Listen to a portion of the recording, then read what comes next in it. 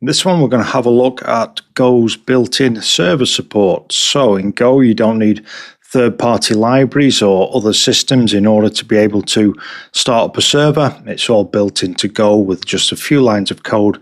You can have your own HTTP server up and running.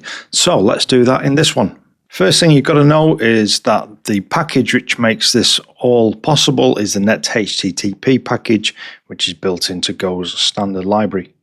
Okay, so our first step here is we need to register a function which will handle a request to an endpoint. And so the way that we can do that is by using a function on the HTTP package.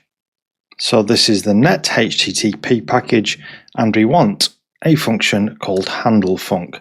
Let's go and see what this does. So if you ever want to know what something does, in Golang, I can just hover over the name or put my cursor over the name and hit Command and B, and then it will tell you what it does. So this HandleFunc registers the handler function for the given pattern. Pattern meaning the URL pattern that we want to match on. So I'll not do anything fancy here. We'll just send a request to a base endpoint. So I can signal that with just a /.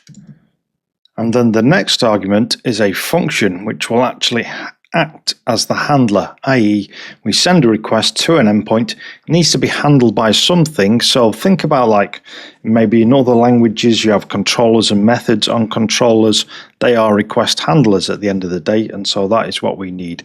We need a function which will handle an incoming request. So I'm going to use an anonymous function, and these have a particular signature which looks like this.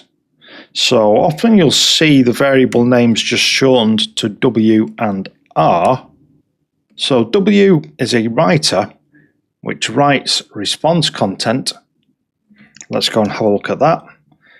And it says it's an interface, but I have this up arrow here which tells me that this is adhering to another interface. Let's click that. And here we have the writer interface from a few lessons ago. So what that means is our writer, meaning our response writer, must have a write method on there for writing responses or writing content. And here we do, and it matches the exact signature of the IO writer interface. And so that means we are going to be able to write a response. Then we have request. And so request is a struct which represents a HTTP request received by the server or sent by a client. Okay, so here, let's just do something simple and just write something out. So I'm going to say f print line. This takes a writer or some implementation of IO writer, which we know that the response writer is. So for the first argument, we can pass our response writer. So what that means is, in this case, our content will be written to the response. So let's just say hello HTTP. Okay, so the next part is a moment of truth. This is the important part. We need to start up a server. So I'm going to say HTTP and then call something on there called ListenAndServe. The first part will be the address. So here, all we need to do in this case is just specify a port. So this is going to start the server on port 8080. And the next argument will be a handler. Now we'll talk about handlers in a future one, but for the time being, with what we have here, here's what's going to happen.